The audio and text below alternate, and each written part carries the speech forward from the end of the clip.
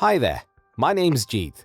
Last year, I had the opportunity to help launch UNHCR's inaugural Diwali campaign to support refugees and their host communities in Kenya. That's me, emceeing the gala dinner where we raised funds to support over 600 refugee families.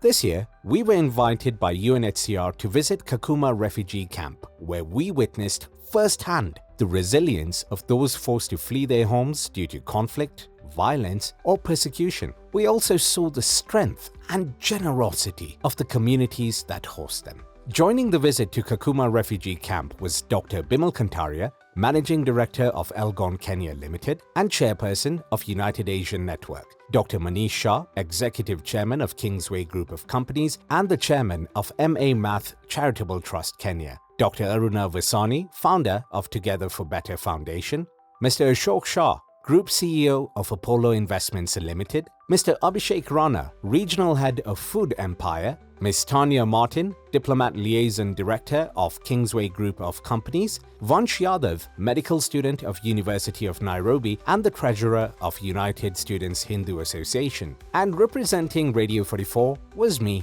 Jeet Ranjit. From the moment we arrived in Kakuma, we knew this visit would be transformative. Every step, every conversation opened our eyes to the realities of life in the camp. I've always wanted to come to Kakuma to see what we can do for the refugees. The one that is quite interesting is that the development that is taking place here, the training, the assistance that is being given to the refugees and also to the host community is incredible. We were welcomed by Satish Nanduri, or Nando as we fondly call him, the UNHCR head in Kakuma. Like us, he hails from the subcontinent, which filled me with a sense of pride, seeing someone from my own roots making an impact in this humanitarian space. Nando accompanied us throughout our visit. Actually, for me, it's the first time we have received such a diverse group of private sector people and philanthropic foundations coming here to Kakuma to witness at first hand what is happening in Kakuma, how the refugees and the host communities have been coexisting together here for the last 3 decades. But at the same time, it also is for us is a visit of opportunity to explore further strengthening our partnership and working together here to have more programs that builds upon the social impact, but more importantly, bring the communities together and find the solutions and co-create the solutions together with them. We have 3 motives of coming all the way here. One is a fact-finding mission to understand the needs of the refugees in this area. Second is to reach out to UNHCR and all its partners on how we can support the efforts going on here. And finally, to sensitize our own Asian population. The 2-day visit to Kakuma Refugee Camp challenged a lot of our misperceptions about what a refugee camp looks like. We've been here a few hours already. It's fascinating to see just the amount of effort that the local county government along with UNHCR have done to improve the lives of the refugees. One of the highlights was visiting a school where young refugee and host community students study side by side. These kids come from diverse backgrounds, Ethiopians, Sudanese and many others, but they get along incredibly well. The hope and ambition we saw in their eyes were inspiring. In this school that we are at the moment, there's 20 odd nationalities here. Ethiopians, Sudanese, everybody in this region is in this school, all the kids are here. But they seem to be getting along so well. There's no fighting. And the most interesting thing when we spoke to the kids is how ambitious they are. They're not worried about the past, it's the future they're looking at. And the future for them looks bright.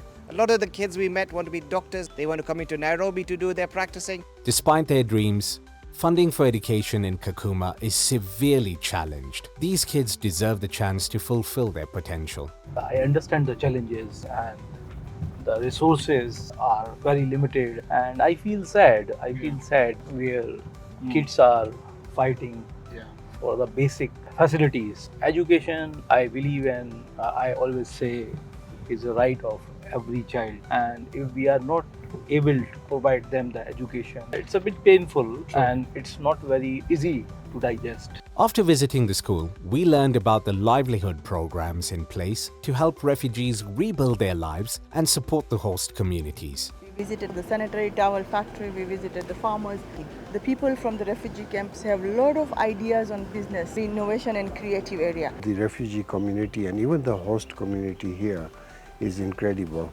And we have seen some fantastic things happening. We also visited a UNHCR implementing partner that provides skill training in mechanics and carpentry, empowering refugees and host communities to secure better employment opportunities. The students, mechanics, repairing cars, and also working on metal and woodwork, so that when they go for employment, they will actually get better employment and be qualified to do the work. We just need to come together and scale it up so we uplift the community while we are also growing together with the community.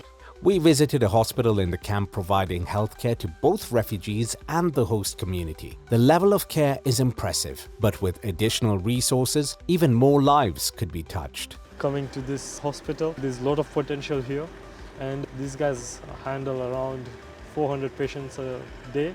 That's too much, and I think we can do much better if they have more skilled CEOs, nurses, and making sure that maternal health is not neglected, all the medicines they need, they get. Throughout learning about access to education, livelihood programs, and healthcare services for refugees and host communities, we saw opportunities for partnership, investments, and growth to help people forced to flee and the communities that host them. I want to reach out to my fellow Asians, invest in this country, help UNHCR where we can.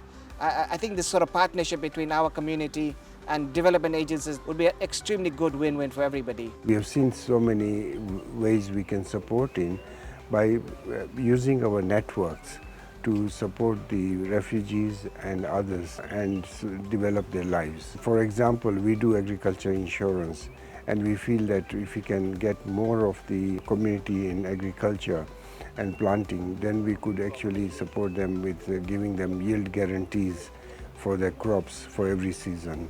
I feel as a community, as a company, as a corporate ESR, we can do a lot, and we need to come together and support the cause. This field visit was truly eye-opening. It demonstrated how investing in refugees not only uplifts displaced individuals, but also benefits host communities, fosters development, and drives shared value partnerships and social impact initiatives with the private sector. It also brought together Kenyan Asians and Kenyans united by the shared identity of a country that has opened its hearts and borders to those seeking refuge. A reminder of the strength in compassion and solidarity. We've come here enlightened. We are learning what we did not know.